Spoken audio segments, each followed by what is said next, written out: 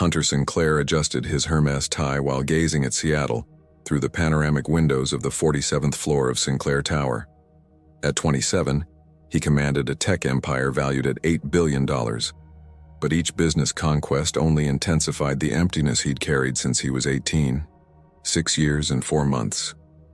That was exactly how long it had been since Aspen Rodriguez vanished from his life, taking with her the only genuine happiness he'd ever known. The irony was cruel.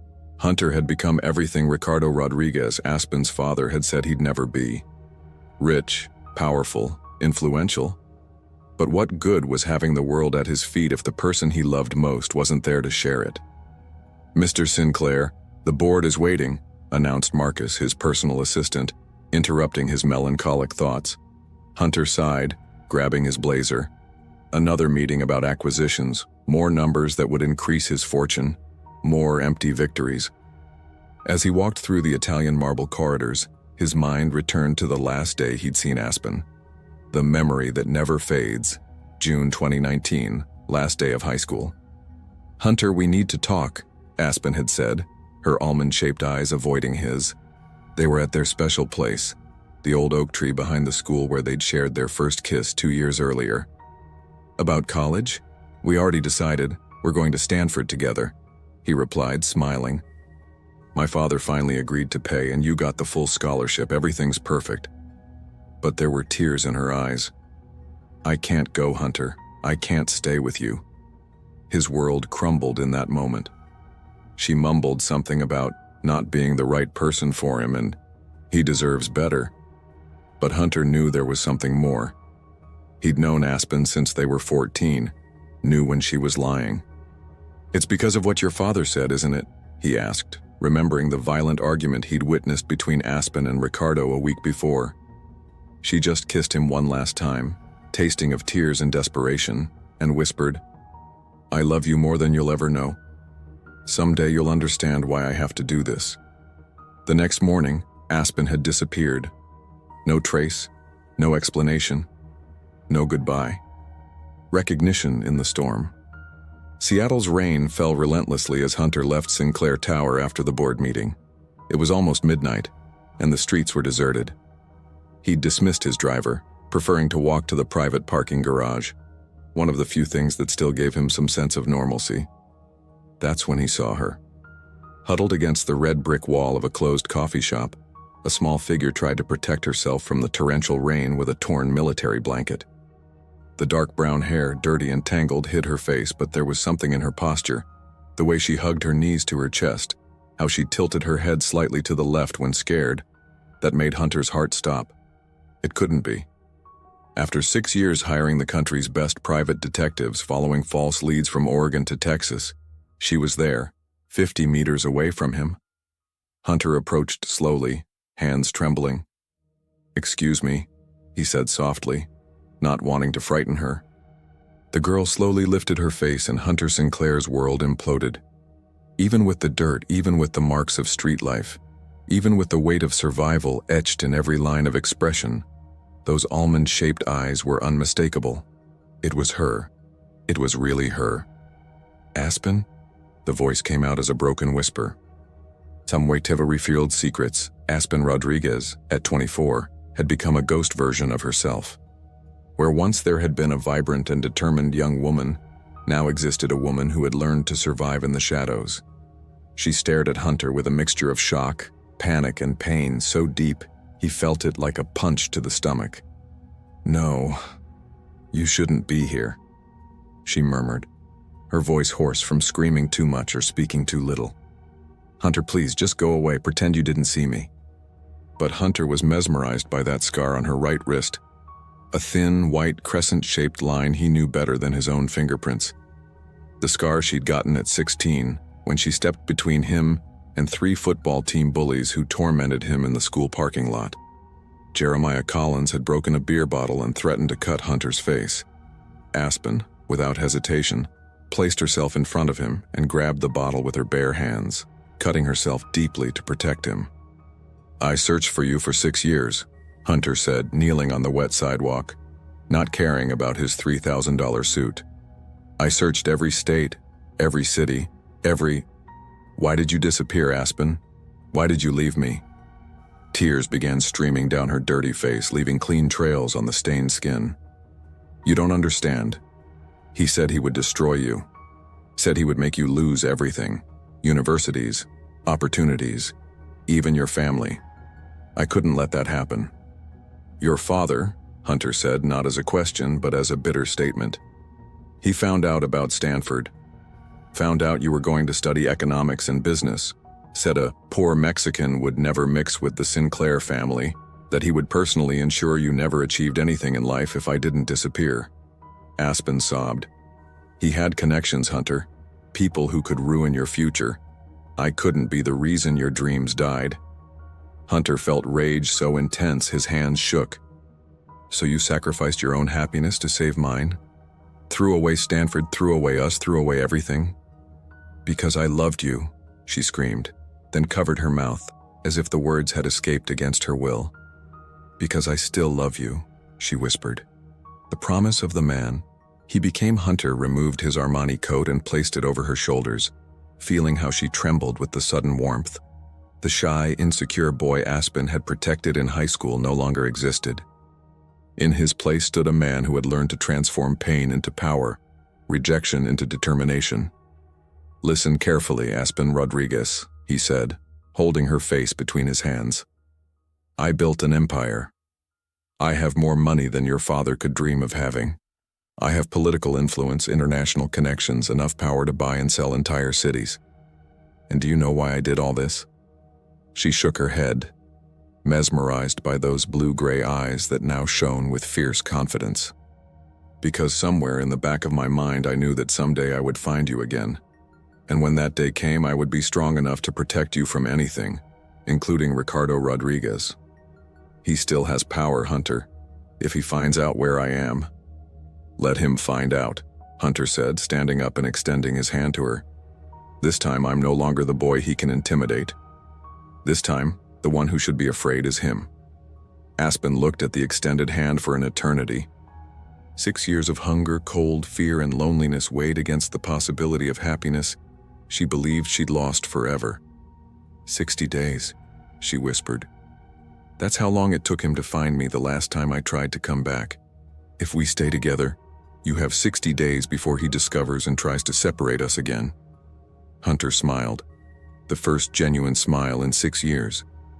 Then we have 60 days to show Ricardo Rodriguez that the poor boy he despised became the most dangerous man he could imagine facing. When Aspen finally accepted his hand, Hunter felt as if he were holding his own future, fragile, precious, but possible again. As he led her to the Tesla, Hunter made a silent promise. No matter how many lawyers he had to hire, how many politicians he had to buy, or what battles he had to fight. Ricardo Rodriguez had made a fatal mistake 6 years ago. He had underestimated what true love could build. The rain continued falling over Seattle, but for Hunter Sinclair and Aspen Rodriguez, a new storm was just beginning, and this time, they would face it together. The Tesla glided silently through Seattle's empty streets as Aspen pressed herself against the passenger door. Overwhelmed by textures she'd forgotten existed.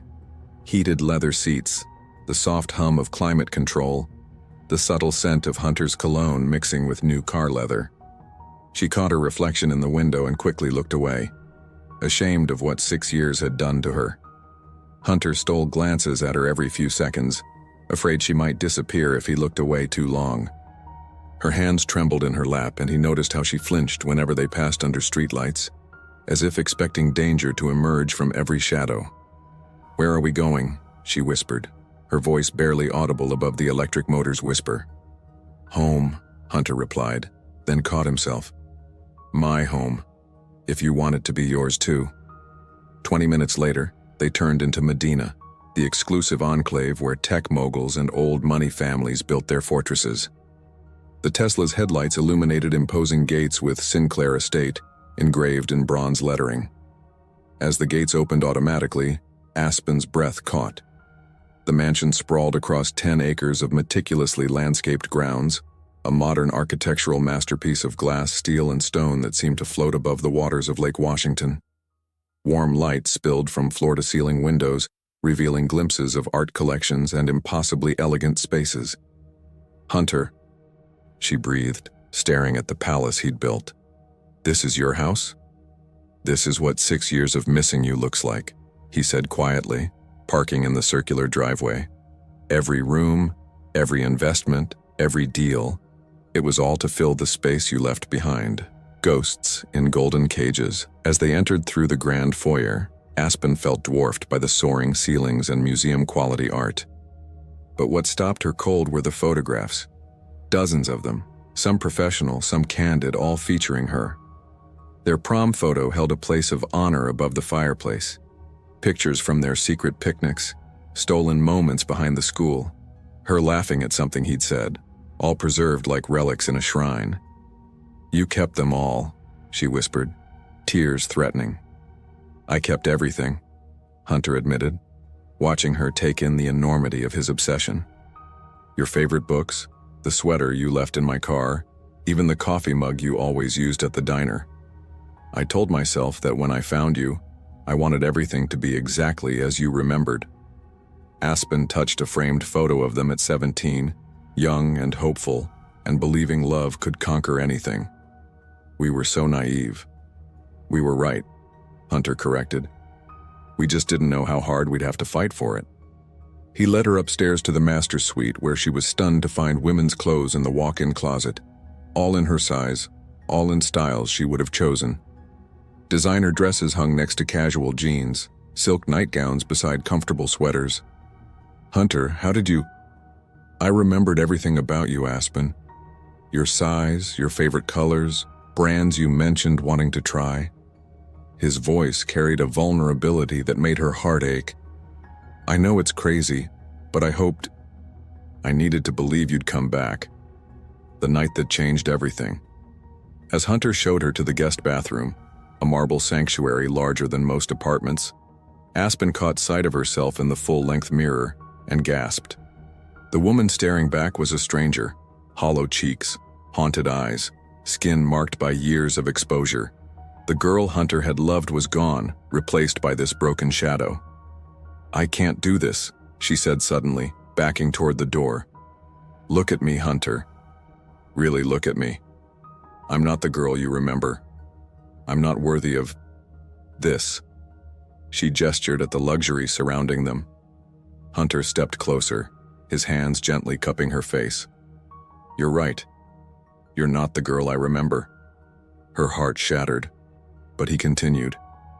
"You're stronger. You survived 6 years of hell to protect me. You sacrificed everything for love. You're not that innocent 17-year-old anymore. You're a warrior." He traced the faded scar on her wrist with infinite tenderness. "This scar proves you've always been willing to bleed for people you love. That makes you the most beautiful woman I've ever seen." Revelations in steam and starlight. An hour later, Aspen emerged from the shower transformed. The warm water had washed away years of grime and shame, revealing the natural beauty that homelessness had hidden. Wearing one of the silk robes Hunter had bought for her, she found him on the balcony staring out at Lake Washington. "Thank you," she said softly, joining him at the railing. "I'd forgotten what it felt like to be clean." "Tell me what happened," Hunter said. "After you left, I need to know." Aspen's hands tightened on the railing. "My father found me 3 weeks after I left Seattle, dragged me back to Phoenix, locked me in the house like a prisoner.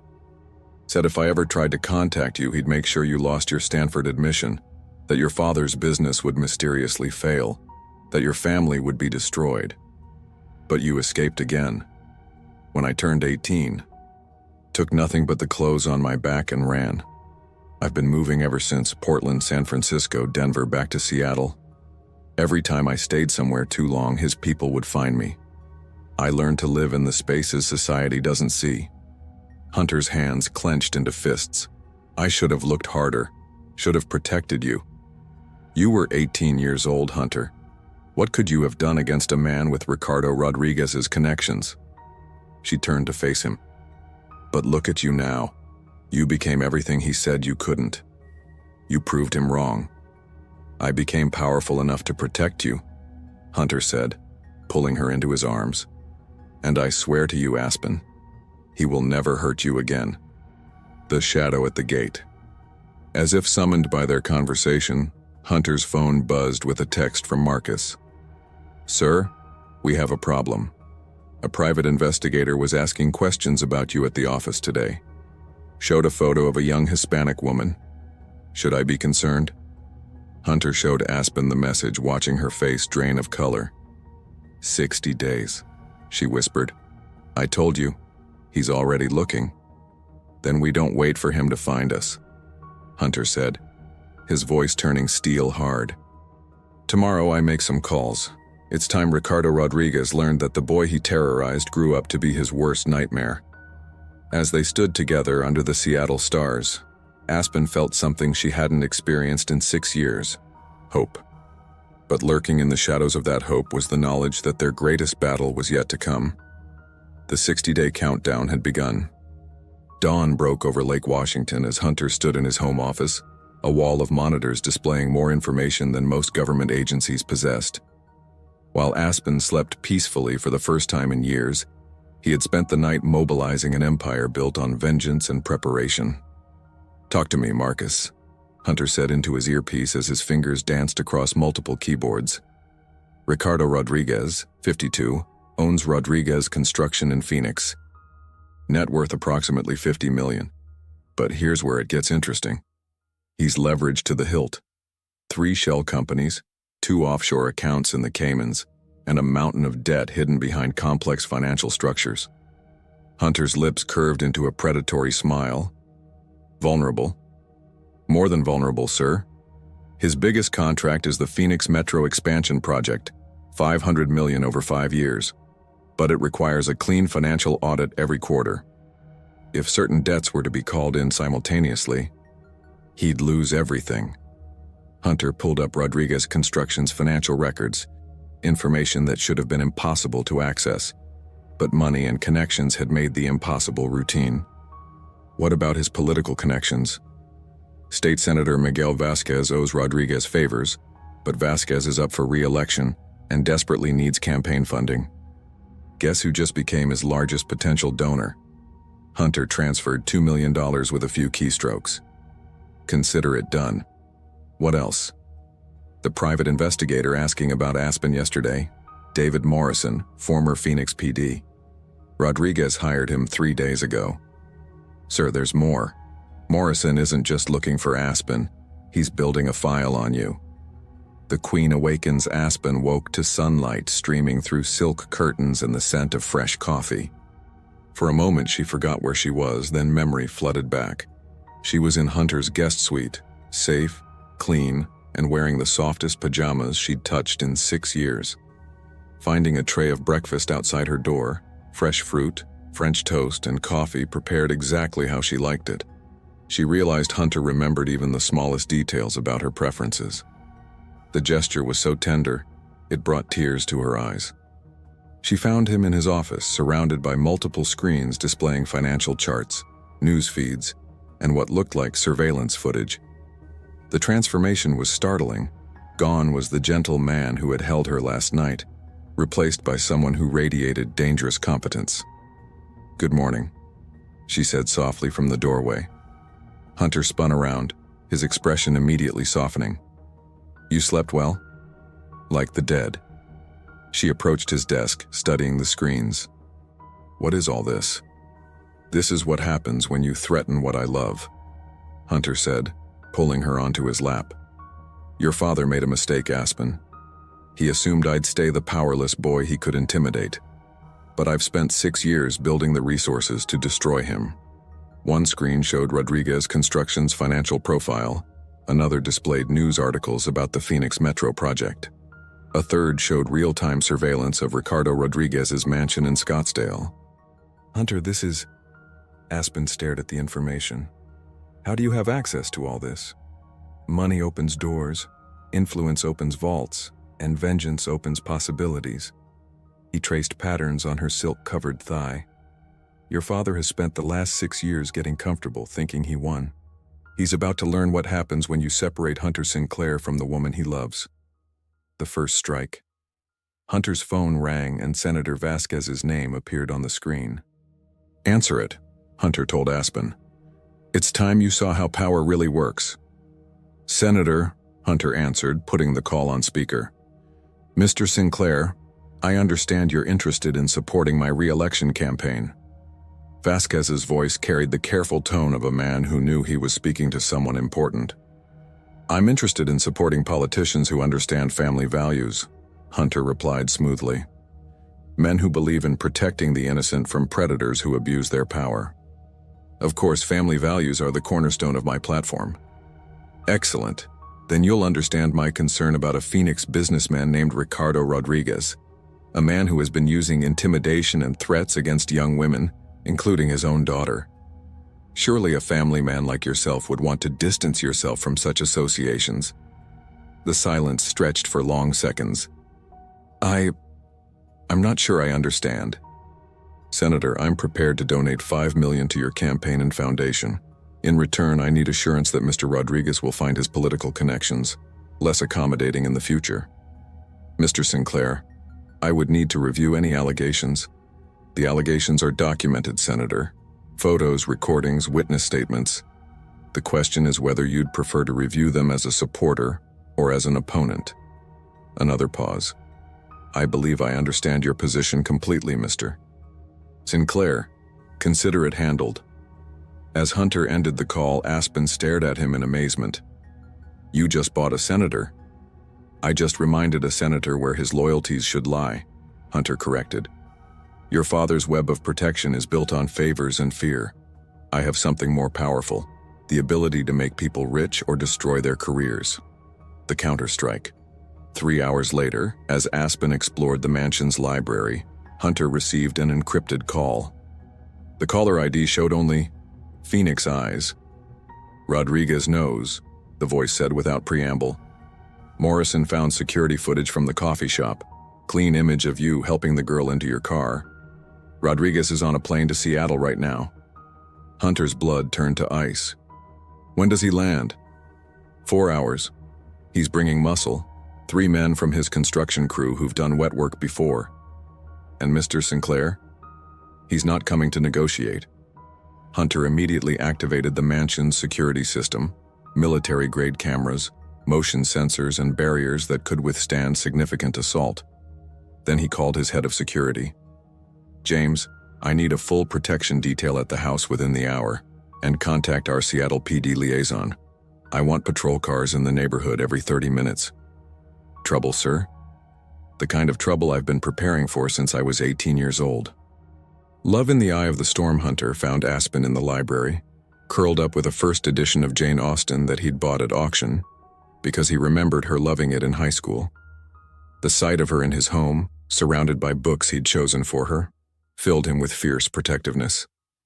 "We need to talk," he said, closing the door behind him. "Your father is on his way to Seattle. He'll be here in 4 hours."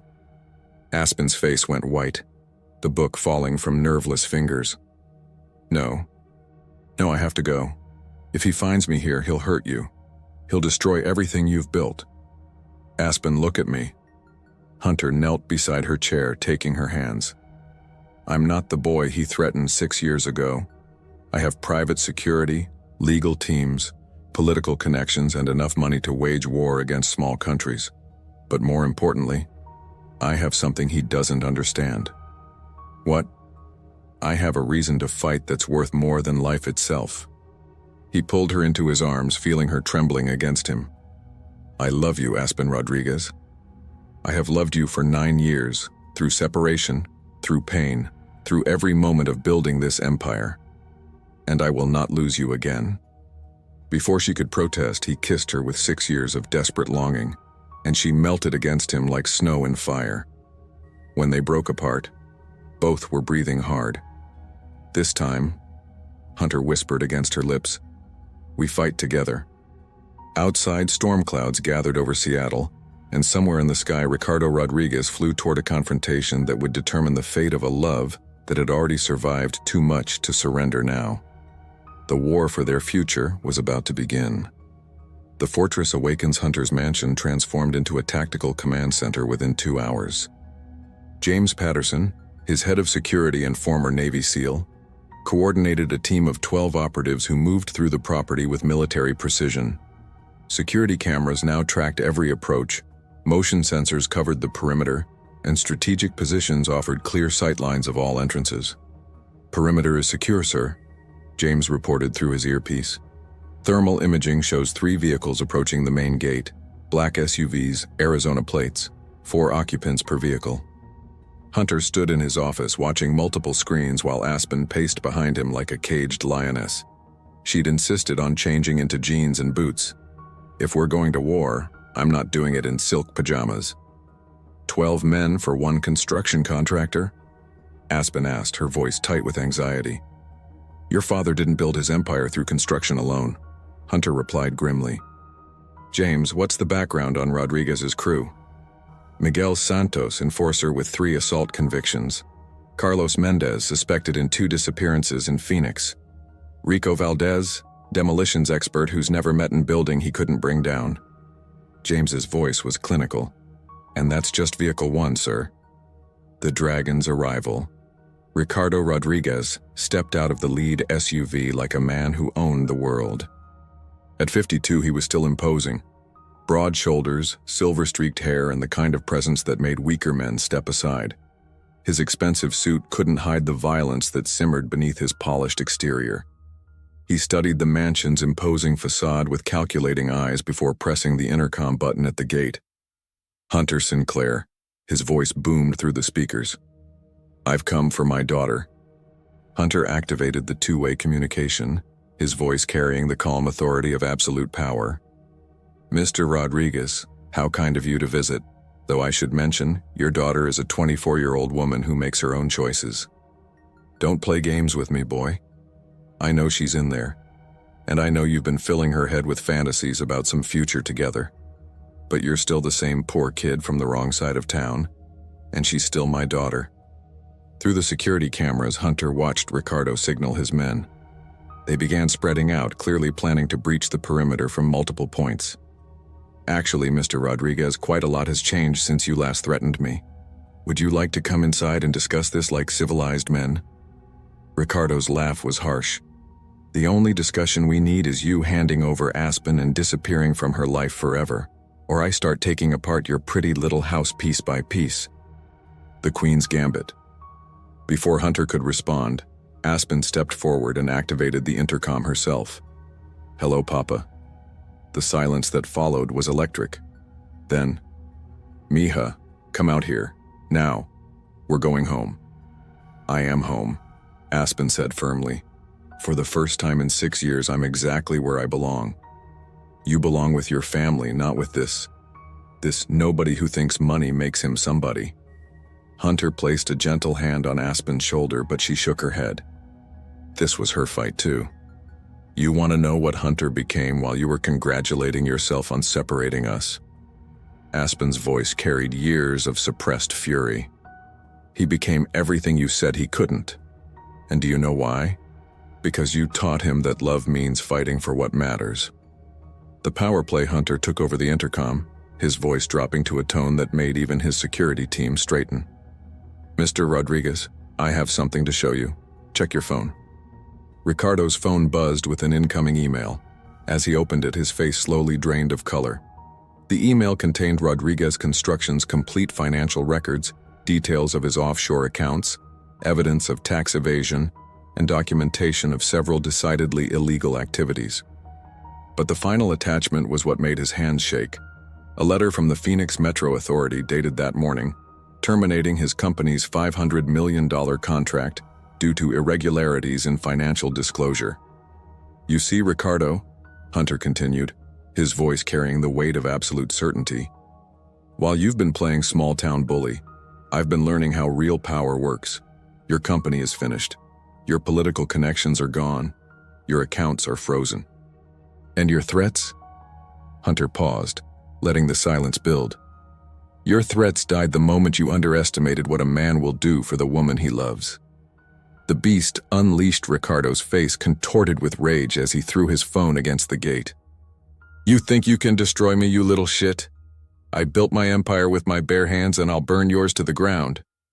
He gestured sharply to his men, who immediately began moving toward different sections of the perimeter. Santos and Mendez headed for the east wall while Valdez approached the service entrance with what appeared to be explosive charges. "James," Hunter said calmly, "you have permission to defend the property." "Roger that, sir. All units, we are weapons hot. Repeat, weapons hot." Spotlights blazed to life, illuminating Ricardo's men like actors on a deadly stage. Laser sights painted red dots on their chests as hidden speakers crackled to life. "Attention trespassers. You are on private property protected by armed security. You have 10 seconds to return to your vehicles or we will consider you hostile." Ricardo's men froze, suddenly realizing they weren't facing some rich kid's toy soldiers, but actual military-trained operatives who would shoot to kill. Love's declaration, "Papa, stop." Aspen's voice cut through the tension like a blade. "Look around you. Look at what Hunter built. This isn't some accident or inheritance. He earned every bit of this power. And you know what the most beautiful part is?" She stepped closer to the intercom, her voice breaking with emotion. "He built it all for me. Every company, every connection, every dollar. It was all so that when he found me again, he'd be strong enough to protect me from you." Ricardo stared at the mansion, at the security team, at the evidence of wealth and power that dwarfed his own accomplishments. "You had 6 years to forget about me," Aspen continued. 6 years to move on, to accept that your little girl grew up and chose love over fear. But instead you've spent that time becoming smaller while the man I love became a giant. Hunter wrapped his arms around her from behind, both of them facing the cameras that showed her father's stunned expression. "He's not the scared boy you threatened anymore, Papa. He's the man who loves me enough to wage war against the world, and I love him enough to stand beside him in that war." The retreat. For long moments, Ricardo stood motionless, staring at the fortress his threats had built. His empire was crumbling, his men were outgunned, and his daughter was declaring war alongside the enemy he'd created. "This isn't over," he finally said, his voice lacking its earlier confidence. "Yes, it is," Hunter replied. "You have 24 hours to leave Seattle. Your remaining assets will be returned when you sign the documents my lawyers are preparing, a formal agreement that you will never contact, threaten, or approach Aspen again." "And if I refuse?" Hunter's voice turned arctic. "Then I'll show you what 6 years of obsession and unlimited resources can really do to a man who threatens what I love." Ricardo looked one last time at the mansion where his daughter stood in the arms of his greatest mistake, then gestured to his men. As they retreated to their vehicles, Aspen collapsed against Hunter's chest, shaking with adrenaline and relief. "Is it really over?" she whispered. Hunter held her tighter, watching the red taillights disappear into the Seattle night. "The first battle is. But this is just the beginning, my love. Tomorrow we start building a life that no one can ever take away from us again." As they stood together in their fortress of love and power, both knew that while Ricardo Rodriguez might retreat tonight, the war for their future was far from finished. The calm before resurrection. The mansion felt different after midnight. Where tension had electrified every room hours before, now a profound stillness settled over the estate. Security remained vigilant, but the immediate threat had retreated into the Seattle darkness, leaving Hunter and Aspen alone with 6 years of separation finally bridged. They found themselves in Hunter's private study, sharing a bottle of wine that had waited unopened since 2019, a vintage he'd bought to celebrate their graduation, then couldn't bear to drink without her. "I keep expecting to wake up," Aspen said softly, curled against Hunter's side on the leather sofa. "For 6 years I dreamed about being with you again, but never like this. Never with you as someone who could face down my father and win." Hunter traced lazy patterns on her arm, marveling at how perfectly she still fit against him. "I used to wonder if the boy you loved would disappoint the woman you became. But watching you tonight, the way you stood up to him, chose us over fear, I realized something." "What?" "We both became exactly who we needed to be for this moment." He tilted her chin up, eyes serious. "You became strong enough to fight for love instead of just protecting it. I became powerful enough to defend what we have instead of just dreaming about it. Their kiss was different this time. Not desperate like in the rain. Not passionate like in the library, but profound. A promise sealed between two people who had earned the right to love without fear. The Phoenix's last gambit. 3 time zones away, Ricardo Rodriguez sat in his Phoenix office, staring at the ruins of his empire. The wine in his glass had long gone warm as he reviewed the devastating documents Hunter had sent. Contract cancellations, frozen accounts, political allies who suddenly wouldn't return his calls. In less than 24 hours, the young man he'd dismissed as powerless had dismantled a life's work with surgical precision. His phone rang, an unknown number with a Seattle area code. Rodriguez. Mr. Rodriguez, this is Marcus Chen, Mr. Sinclair's assistant. I'm calling to arrange the signing of the documents we discussed. And if I refuse to sign? Then Mr. Sinclair has instructed me to inform you that Phase 2 begins at 8 a.m. tomorrow. The IRS audit, the FBI investigation into your construction practices, and the media exposure of your personal activities. Ricardo's blood chilled. What personal activities? The photographs, Mr. Rodriguez.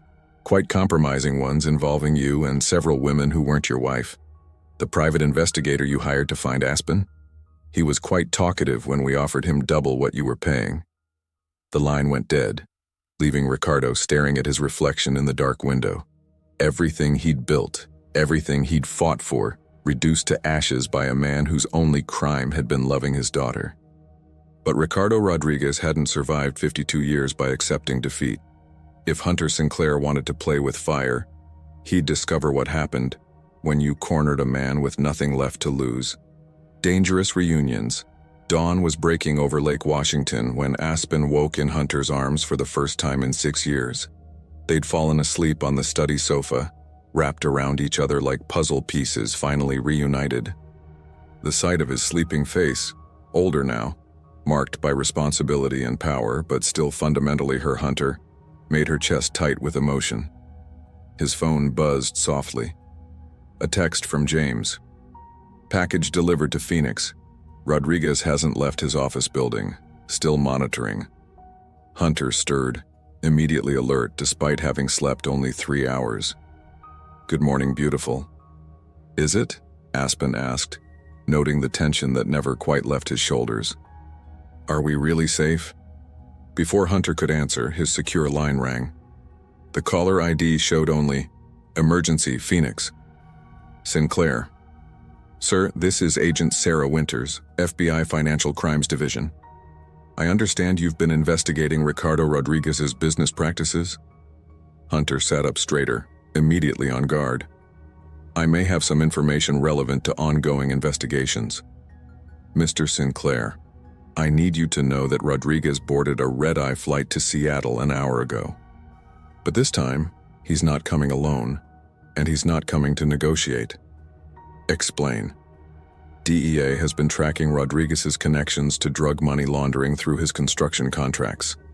We believe he's borrowed muscle from some very dangerous people, Mexican cartel associates who view this as a debt collection rather than a family dispute. Hunter's blood turned to ice. How many? Unknown. But Mr. Sinclair? These aren't the street thugs from yesterday. These are professionals who won't be deterred by security cameras and laser sights. I strongly recommend you remove Ms. Rodriguez from the premises immediately. Love's crucible Hunter hung up and turned to find Aspen already standing, having heard every word. Don't, she said before he could speak. Don't you dare suggest I run again. Aspen, this is different. These aren't my father's enforcers. These are killers. Then we face them together. She moved to stand before him, hands on his chest. I've spent 6 years running, Hunter. 6 years letting fear make my choices. But yesterday, when I stood up to my father, I remembered who I used to be, who I want to be again. You could die. We could die, she corrected. But I'd rather die fighting beside the man I love than live another day knowing I abandoned him when he needed me most. Hunter stared into her eyes. Those same almond-shaped eyes that had captivated him at 14, that had haunted his dreams for 6 years, that now blazed with a determination that matched his own. "James," he called through his earpiece. "Change of plans. We're not evacuating, we're fortifying." The fortress becomes a castle.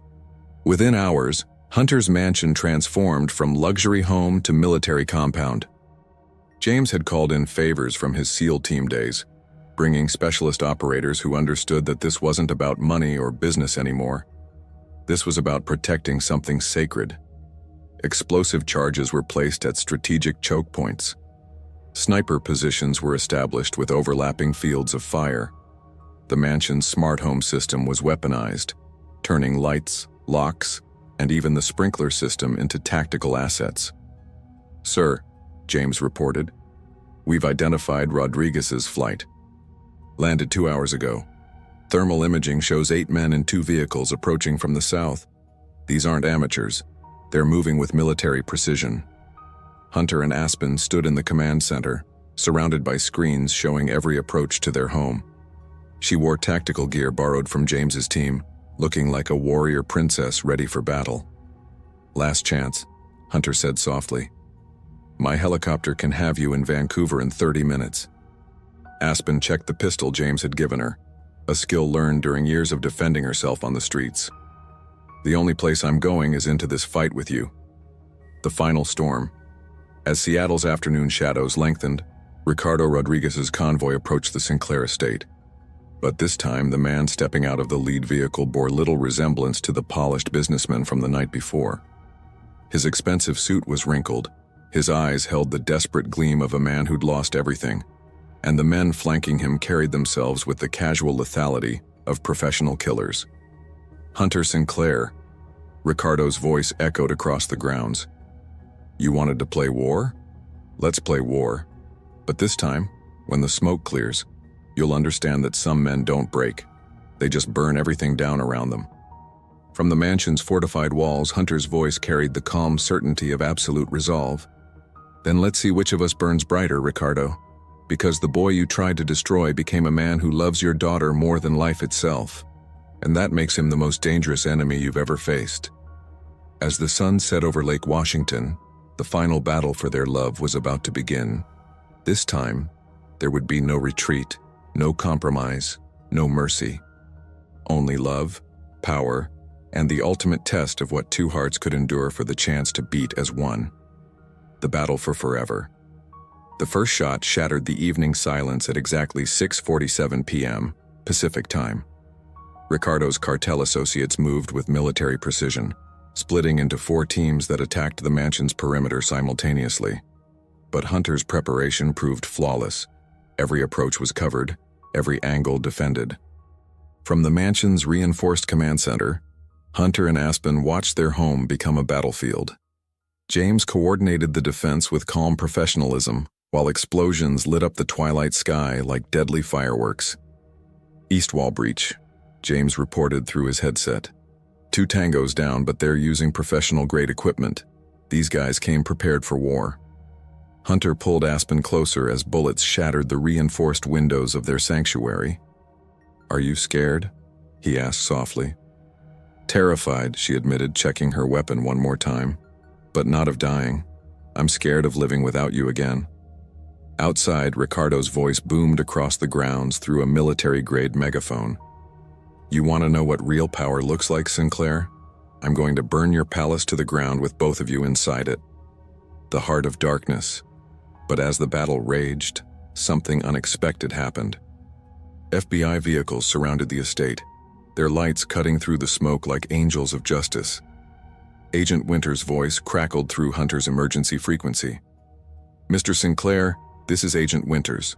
We have Ricardo Rodriguez's property surrounded. DEA has been tracking the cartel connections for months. This attack just gave us everything we need to take down his entire network."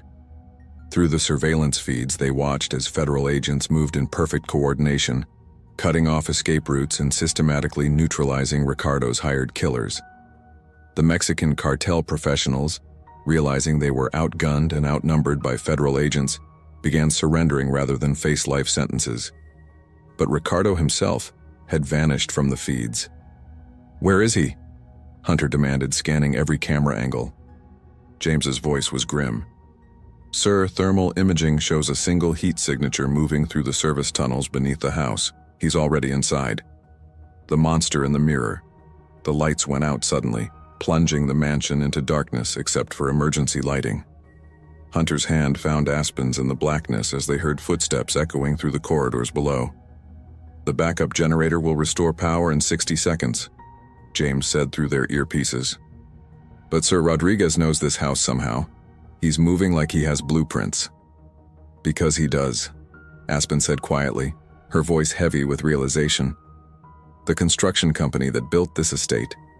It was Rodriguez Construction. Hunter's blood chilled as the truth hit him.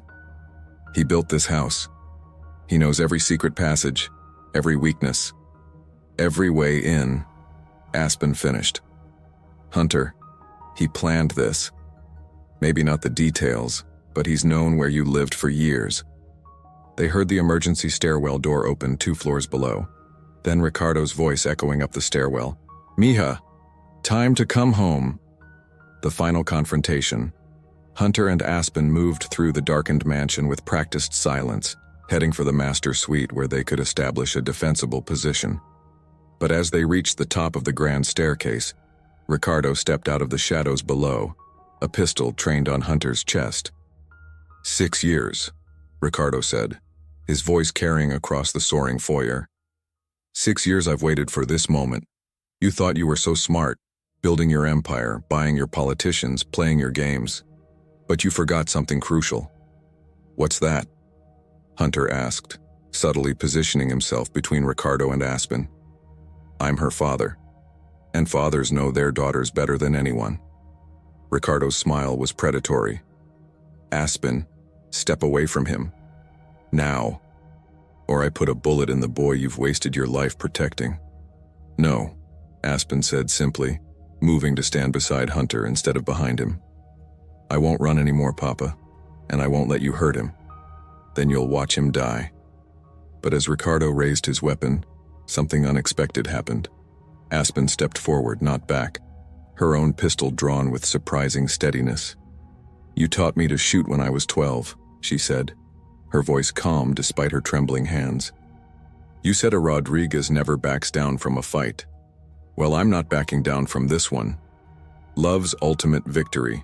For a moment that lasted eternity, father and daughter stared at each other across the foyer, both armed, both determined, both knowing that only one vision of Aspen's future would survive this night. You would choose him over your own blood? Ricardo asked, genuine pain creeping into his voice. I would choose love over hate, Aspen replied. I would choose building something beautiful over destroying what threatens your pride. I would choose the man who spent 6 years becoming worthy of me over the father who spent 6 years trying to control me. Ricardo's gun wavered.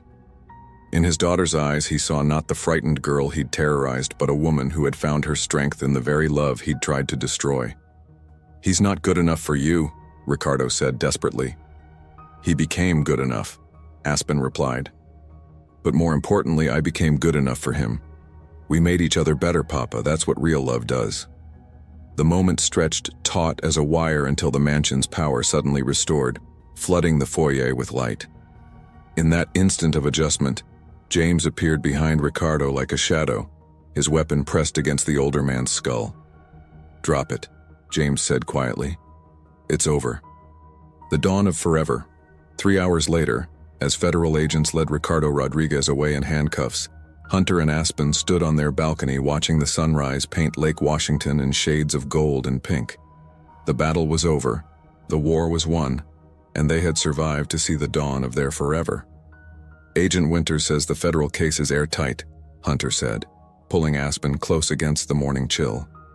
The cartel connections, the money laundering, the attempted murder charges, your father will be in federal prison for the rest of his life. I should feel sad, Aspen said softly. He's still my father. But all I feel is free. Free to choose your own life. Free to love without fear. Free to be the woman you were always meant to be. Hunter turned her in his arms, studying the face he'd loved for 9 years, lost for 6. and would cherish for all the years to come. "What happens now?" she asked. "Now," Hunter said, dropping to one knee as the sunrise silhouetted them against the sky, "we begin the rest of our story." The engagement ring was perfect, a vintage piece he'd bought years ago, hoping against hope that someday he'd have the chance to offer it.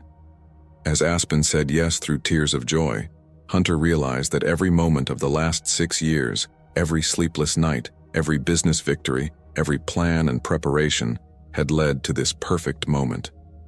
Love's legacy, 1 year later. The wedding was held at sunset on the mansion's grounds, overlooking the lake where their love had been reborn in a storm. 300 guests watched as Aspen Rodriguez became Aspen Sinclair, but the only eyes she saw were Hunter's, shining with 9 years of devotion finally fulfilled. In his wedding toast, Hunter said, "Some people spend their lives looking for their purpose. I found mine when I was 14 years old, lost it when I was 18, and spent 6 years building the power to reclaim it. Aspen didn't just make me a better man. She made me a man worthy of the woman she became." As they danced under the stars, Aspen whispered, "Do you think he was right? Your father? That I wasn't good enough for you back then?" Hunter spun her slowly, marveling at how she glowed with happiness and security. "I think we weren't ready for each other back then. But everything we went through, the separation, the pain, the growth, it all led us here.